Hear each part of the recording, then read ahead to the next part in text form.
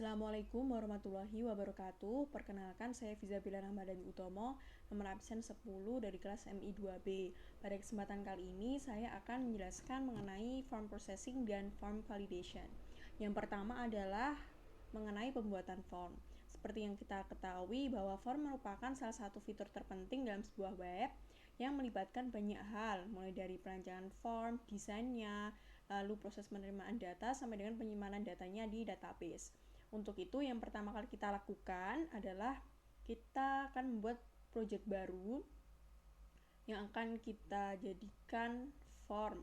Selanjutnya, kita ketikkan perintah get project, prefer this, laravel dengan nama project yang akan kita buat. Selanjutnya, setelah kita membuat projectnya, kita akan membuat controller baru dengan nama mahasiswa controller. Sama kita ketik perintahnya php artisan make controller, nama controllernya apa. Nah, setelah jadi, jangan lupa kita akan membuat root yang berada pada file root di web.php dengan menambahkan controller mahasiswa controller yang akan dipanggil pada function index. Nah, selanjutnya kita akan menambahkan kode berikut pada file mahasiswa controller, yaitu menambahkan function index yang nantinya akan dipanggil dalam view form pendaftaran, yang akan mereturnkan view form pendaftaran.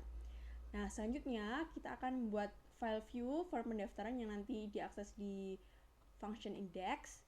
Di dalamnya akan berisi form action. Nah, form action ini ketika kita mengklik submit, maka hasil dari formnya ini akan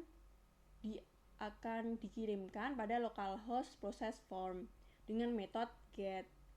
Nah, selanjutnya sama seperti biasa kita menggunakan format form ya, ada name, nama lengkap, email, lalu jenis kelamin ini menggunakan type radio yang artinya kita bisa pilih salah satu ya, laki-laki atau perempuan.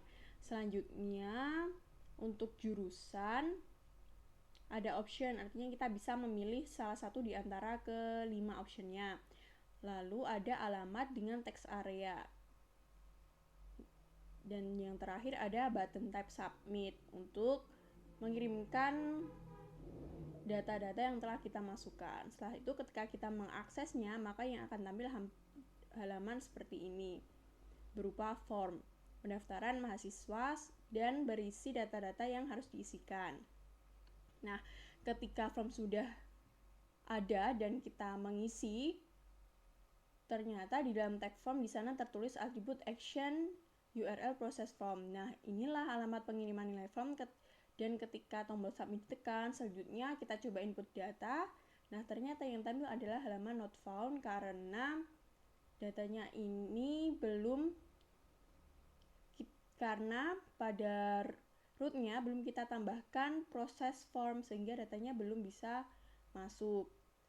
Untuk itu kita harus menambahkan root proses form agar datanya bisa kita proses. Lalu jangan lupa kita lakukan modifikasi pada file mahasiswa controller dengan menambahkan function process form yang nantinya akan merequest data-data yang akan ditampilkan dalam view. Selanjutnya, ketika kita mengakses metode ini, maka akan tampil hasil dari data-data yang kita masukkan tadi. Nah, di dalam controller, variabel request inilah yang akan kita pakai untuk mengambil nilai inputan form. Nah, Laravel ini menyediakan cara salah satunya dengan menulis nama inputan form sebagai properti dari variabel request.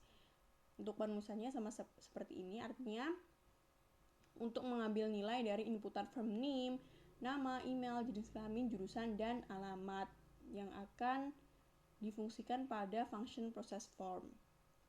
Nah, selanjutnya untuk uji coba kita bisa isikan kembali nilai form lalu klik submit, maka yang akan tampil seperti ini, datanya bisa kita tampilkan. Nah, ternyata Laravel juga menyediakan cara lain untuk mengakses nilai form ini. Sebagai contoh adalah nilai name juga bisa diakses menggunakan kode berikut. Sebenarnya fungsinya sama seperti yang di atas, tapi cara penulisannya agak beda ya. Di sini kita menggunakan function echo untuk menampilkan hasil inputan dari NIM. Lalu untuk penulisannya ini ada 4 macam ya. Yang di atas kita menggunakan format yang pertama. Menggunakan format yang ketiga, menggunakan format yang ketiga. Selanjutnya kita akan bahas mengenai post request dan CRFS token. Nah, untuk form yang mengirim data dengan tujuan di input ke dalam database atau memiliki data sensitif seperti password, sebaiknya memakai metode post. Nah, metode post ini artinya nilai dari data-data yang kita kirimkan tidak ditampilkan dalam URL. Nah, yang pertama yang kita lakukan adalah memodifikasi tag form yang ada sebelumnya menggunakan get menjadi metode post. Seperti ini. Form actionnya menjadi metode post. Lalu kita juga lakukan modifikasi pada root dari yang semula root get menjadi root post. Seperti ini. Nah, ketika kita mengaksesnya, maka akan tampil halaman error yang disebabkan karena jika form dikirim menggunakan metode post, Laravel butuh sebuah CSRF token seperti itu. Nah, cara menggunakan CSRF tokennya cukup mudah, yaitu dengan perintah add CSRF ke dalam tag form di dalam view. Kita boleh masukkan atau menyisipkan add CSRF ini ke semua bagian, terserah di tempatnya di mana, tergantung keinginan kita. Contohnya seperti ini. Nah, selanjutnya ketika kita melakukan penyimpanan pada view, kita buka halaman form ini dan cek source kode form ini dari web browser. Maka tag dari @csrf ini akan berubah menjadi tag input type hidden dengan nama token dan memiliki value berupa random karakter. Dan ini merupakan ciri khas dari CSRF token ya, agar tetap bisa menyimpan kerahasiaan data. Nah, ketika kita akses ternyata sudah bisa untuk menyimpan data-data menggunakan metode post. Nah, selanjutnya kita menggunakan validasi form dari request object. Validasi seperti yang kita ketahui adalah proses pemeriksaan inputan form agar sesuai dengan data yang kita inginkan. Nah, proses validasi di Laravel ini juga digunakan dengan banyak cara. Salah satunya adalah dengan memanggil metode validate dari request object. Yang pertama adalah kita lakukan modifikasi metode di proses form dengan tambahan proses validasi di sini ya. Menggunakan artinya request data-data yang kita masukkan ini akan divalidasi dulu dan disimpan dalam variabel request, dan nantinya hasil validasinya ini akan disimpan dalam variabel validate data.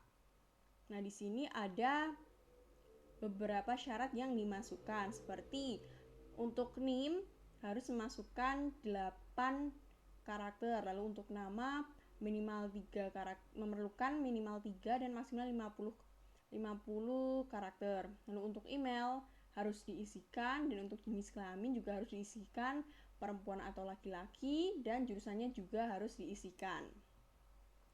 Nah, ketika melakukan inputan dengan data salah, hasilnya seolah-olah refresh. Tidak ada hasil inputan yang tampil dan juga tidak ada pesan error, karena Laravel secara otomatis akan meredirect kembali ke halaman asal form beserta pesan error. Namun pesan tidak tampil karena harus diakses terlebih dahulu. Nah, untuk itu di sini kita menggunakan fungsi dump error untuk menampilkan dan agar bisa mengakses pesan error. Dan juga kita menambahkan instance dari kelas Illuminate Support Message Batch. Yang fungsi dari kelas ini adalah untuk menyimpan pesan error.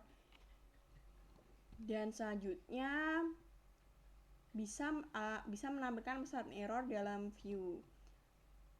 Nah, untuk itu setelah kita menambahkan kode ini di dalam file pendaftaran blade.php, maka pesan errornya akan bisa tampil. Jadi ketika di sini pesan errornya tampil karena NIM harus berisi 8 karakter. Berarti ketika saya mengakses ini, nilai NIM-nya kurang dari 8 karakter. Selanjutnya, agar tampilannya lebih mudah dibaca, kita bisa menggunakan tambahan for each perulangan agar menampilkan isi variabel di setiap errornya. Maka tampilannya akan seperti ini dan hasilnya akan sesuai dengan syarat yang kita masukkan tadi. Jadi ketika syaratnya tidak terpenuhi, maka yang akan tampil di pesan errornya sesuai dengan syarat yang tidak terpenuhi tadi. Nah, selanjutnya, agar pesan error terpisah, ini kita bisa gunakan blok kode program antara error sampai dengan end error. Maka yang akan dijalankan. Nah, agar proses error tampil secara terpisah, di bagian bawah inputan lakukan modifikasi pada file form pendaftaran. Nah, seperti ini. Jadi kita menggunakan fungsi add error. Jadi ketika NIM-nya error, maka akan muncul fungsi text danger yang akan menampilkan pesan error. Kita tambahkan kode program ini di setiap inputan data, NIM, nama, email, lalu jenis kelamin, dan jurusan. Lalu ketika kita mengaksesnya, ketika kita tidak memasukkan satupun data, maka akan tampil pesan error di setiap inputan data. Nah, ini menunjukkan bahwa pesan errornya bisa kita tampilkan secara terpisah sesuai dengan inputan data yang tidak sesuai. Nah, agar tampilannya lebih cantik dan menarik, kita gunakan fungsi bootstrap. Dengan penulisan seperti di samping ya, maka class is invalid hanya akan ditambahkan jika terdapat error di inputan NIM. Nah, jika tidak ada error, maka text is invalid tidak akan tampil. Dan ketika kita mengaksesnya, akan muncul tanda silang ya, seperti ini, yang berarti memang ada kesalahan atau ada pesan error di dalamnya. Nah, di sini kita tambahkan class form control add error NIM is invalid, maka kita hapuskan end errornya seperti itu.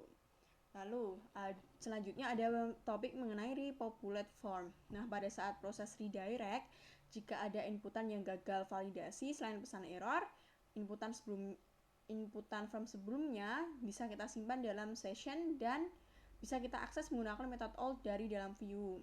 Jadi kita tidak harus menulis semua isi inputan form yang sebelumnya sudah kita tulis, hanya kita ketikkan kembali form yang salah atau yang tidak sesuai syarat.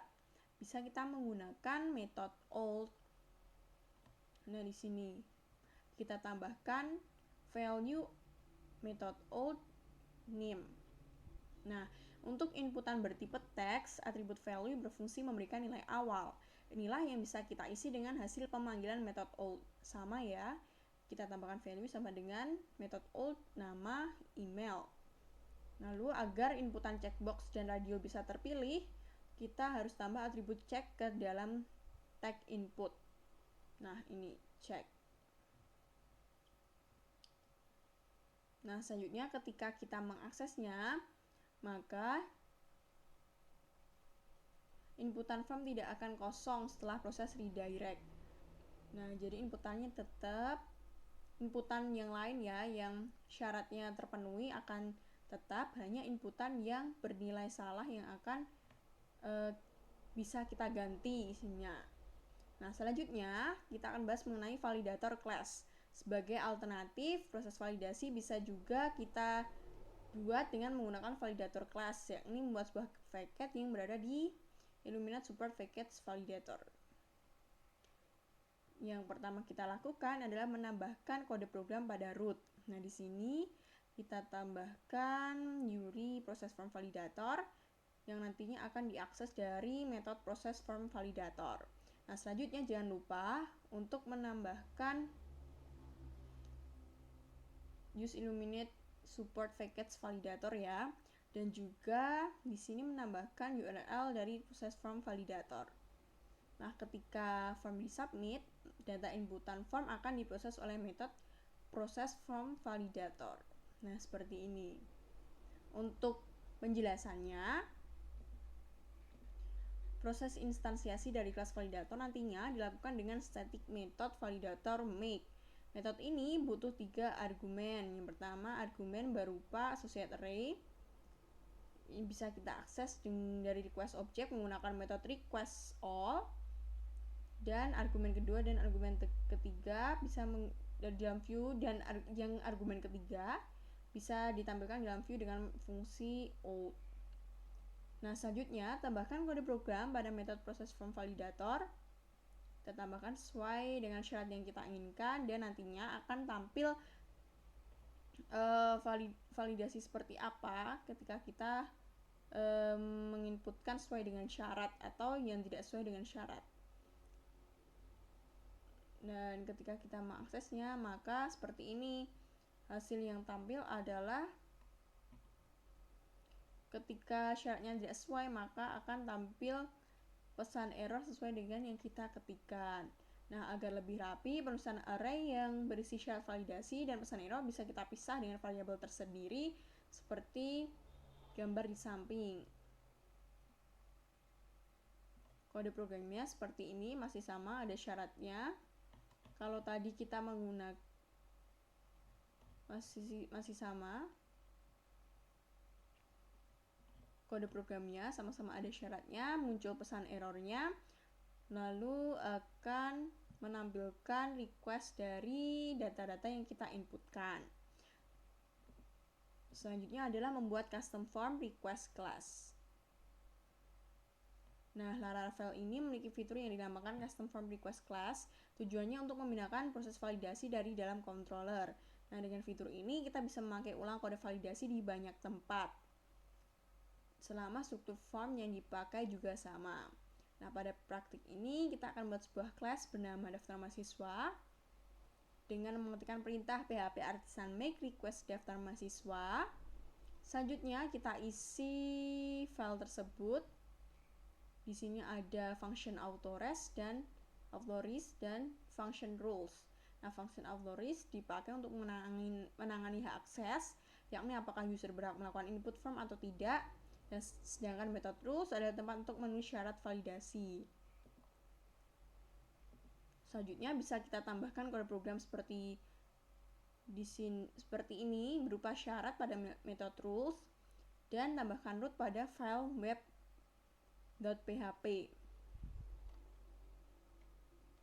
Kemudian nilai atribut action dari tag form juga harus dimodifikasi. Kita pakai proses form request. Ya, ini adalah root yang akan kita akses menggunakan metode post. Selanjutnya, untuk metode proses form request dari kelas controller juga kita tambahkan use app http request daftar mahasiswa, dan kita tambahkan function proses form request daftar mahasiswa. Di sini untuk menjalankan proses validasi cukup menulis request validated seperti gambar di atas, request validated. Nah, perintah tersebut akan mengakses syarat validasi yang kita tulis di kelas daftar mahasiswa dan langsung melakukan proses redirect jika ada syarat validasi yang gagal. Seperti itu. Terima kasih atas perhatiannya. Saya rasa cukup sampai di sini. Mohon maaf apabila ada salah kata. Wassalamualaikum warahmatullahi wabarakatuh.